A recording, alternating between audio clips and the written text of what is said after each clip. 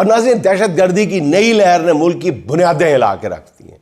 یقین کریں کہ ہر آدھے گھنٹے بعد ایک دل کو دہلا دینے والی، کلیجہ منہ کو آتا ہے، ایسی خبر سننے کو ملتی ہے. اور اس پہ اوپر سے جو سرکاری جو ٹی وی پہ بیٹھ کے اور ادھر بومپو شروع ہو جاتے ہیں، اس کو ڈیفینڈ کرنا، فلاں کی مذمت کرنا، اس پہ دل اور خون کے آنسو رونے لگتا ہے. دہشت گرد اب صرف تخریب کاری نہیں کرتے، اپنے مذموم کارنامے کی ویڈیوز بنا کے پورے ملک کو خوفزدہ کرتے ہوئے نظر آ رہے ہیں، اور ساتھ ہی سیکیورٹی کے ذمہ دار اداروں کو عالمی سطح پر تماشا بنانے کی کوشش کرتے ہیں. یوں اس طرح ہو کیا رہا ہے کہ بیانیہ کا جو ہتھیار ہے وہ بھی دہشت گردوں کے ہاتھ میں آ جاتا ہے. غصہ کس پہ نکلتا ہے؟ یوٹیوبرز پہ. یہ دنیا بھر میں جنگوں میں استعمال ہونے والے نئے ہتھیار ہیں. اس بات کو تسلیم کر لینا چاہیے، اس کا فہم و ادراک کر لینا چاہیے. صرف پاکستان اور اس کے اداروں کو یہ مشکل درپیش نہیں ہے، دنیا کا ہر وہ ملک جو دہشت گردی کا نشانہ ہے ناظرین، وہاں اسی طرح کی مشکل کا سامنا ہے. اس صورتحال میں پاکستان کا جو پاپولر بیانیہ ہی سیکیورٹی کے اداروں کی اہمیت کو بڑھاتا ہے. پاکستان کی مشکل یہ ہے کہ یہاں ایک غیر نمائندہ حکومت ہے. میں ریپیٹ کر رہا ہوں، پاکستان کی مشکل یہ ہے کہ یہاں ایک غیر نمائندہ حکومت ہے، یہاں ایک جعل ساز حکومت ہے. سب سے بڑی بات یہ ہے کہ یہاں پر ایک ایسی جعلی حکومت ہے جو عوام میں صرف یہی نہیں ہے کہ پاپولر نہیں ہے. ایک ہوتا ہے کہ پاپولر نہیں ہوتی، نارمل ہوتی ہے، اور پاپولر کو آپ سائڈ پہ بٹھا کے رکھتے ہیں. نہیں، یہ ہے کہ ایسے لوگوں کی حکومت ہے جن سے عوام نفرت کرتی ہے. نارمل بھی نہیں ہے، نفرت کرتی ہے اور شدید نفرت کرتی ہے. اس حکومت کو دہشت گردوں سے زیادہ اپنے سیاسی مخالفین سے پریشانی ہے. رجیم چینج کے بعد 3 سال سے صرف ایک حکمت عملی پر ملک چلایا جا رہا ہے. ایک حکمت عملی، 1 پوائنٹ ایجنڈا ہے. چھاپے مارو، اٹھا لو، سوشل میڈیا اکاؤنٹ بند کر دو. اس کے بعد پہلے ایکس پر پابندی لگی، بات نہیں بنی تو پھر فائر وال لگا دی، مسئلہ پھر بھی حل نہیں ہوا تو پیکا کا نیا قانون آ گیا. یہ سب کرنے کے بعد ایک بار پھر اٹھا لو اور بند کر دو، آ گئی، چلا دو، بند کر دو، چک لو، چھڑ دو، وہاں چھاپے مارو، اس کو اٹھا لو. یعنی حکمرانوں نے 3 سال میں جتنے حربے آزمائے سب کے سب ناکام ہوئے اور بری طرح ناکام ہوئے.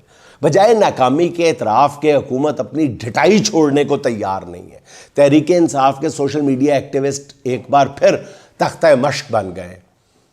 ایک نوجوان حیدر سعید کو سحری کے وقت ان کے گھر سے اٹھا لیا گیا ہے. حیدر سعید کی والدہ بتاتی ہیں کہ درجنوں نقاب پوش ان کے گھر میں داخل ہوئے ہیں، گھر میں توڑ پھوڑ کی ہے اور حیدر سعید پر تشدد کیا اور پھر اسے اپنے ساتھ لے گئے. اور جاتے جاتے دھمکی، جب وہ نہیں سامنے آیا تو دھمکی یہ دی گئی ان کی طرف سے کہ اگر آپ نے حیدر سعید کو پیش نہ کیا تو ہم اسے پولیس مقابلے میں پار کر دیں گے، انکاؤنٹر کر دیں گے اس کا یہیں پہ. سوشل میڈیا پر کئی گھنٹے ہاکار مچی رہی تو اس کے بعد بتایا گیا کہ جی ایک ٹویٹ کرنے پر حیدر سعید کے خلاف بغاوت پر اکسانے کا مقدمہ درج کر لیا گیا. ایک ٹویٹ کے ذریعے یہاں پہ بغاوت ہو جاتی ہے. حیدر سعید ہی نہیں، پنجاب کے مختلف شہروں سے پی ٹی آئی کارکنوں کو اٹھائے جانے کی درجنوں کی تعداد میں اطلاعات آ رہی ہیں. نااہل کی عادت ثابت کر رہی ہے کہ انہیں نہ تو ملک کو درپیش حقیقی چیلنجز کا ادراک ہے اور نہ ہی امن و امان ان کی ترجیحات میں شامل ہے.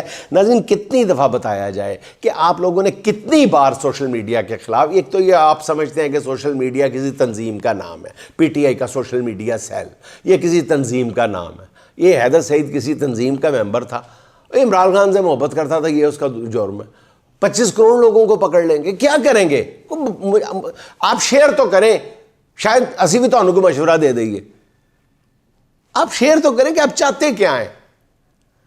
کس طرح آپ اس صورتحال کو کی جو سنگینی ہے اس کو کم کرنے کی کوشش کرتے ہیں؟ آپ کی حکمت عملی ہے کیا؟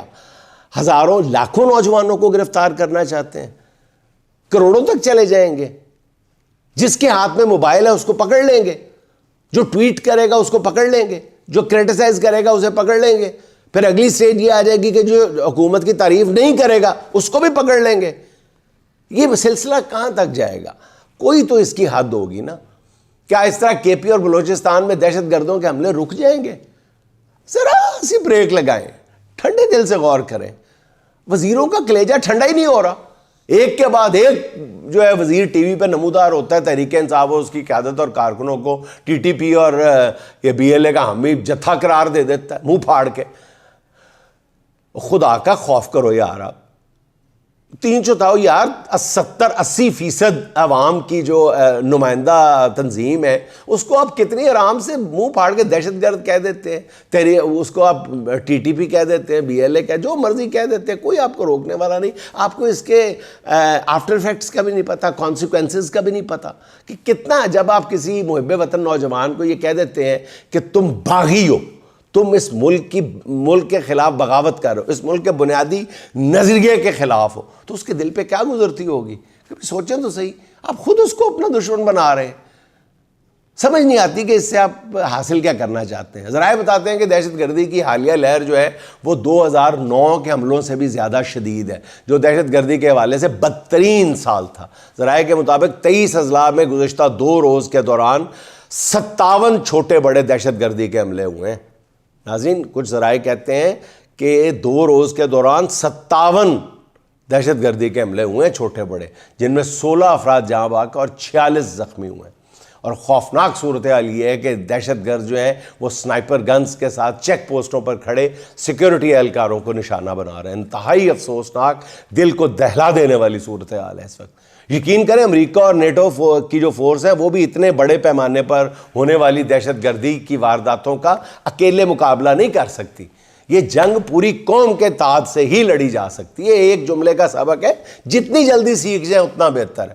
مگر یہاں ملک کے 3/4 عوام کی نمائندہ جماعت کو دہشت گردوں کے ساتھ بریکٹ کرنے کی باقاعدہ سرکاری کوششیں ہو رہی ہیں. ٹی وی پہ بیٹھ کے سرکاری بھونپو یہی بات ثابت کر رہے ہیں.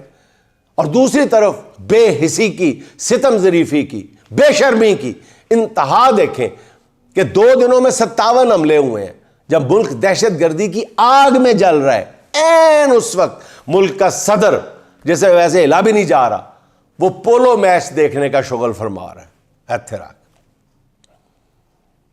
کسی ایک پیپلز پارٹی کے لیڈر کو، تیسرے درجے کے لیڈر کو بھی شرم نہیں آئی کہ وہ صدر مملکت سے کہتا ہے کہ زرداری صاحب جان دو، ملک میں آگ لگی ہوئی ہے، آپ پولو میچ دیکھ رہے ہیں. یہ کیا ثابت کرنا چاہتے ہیں آپ؟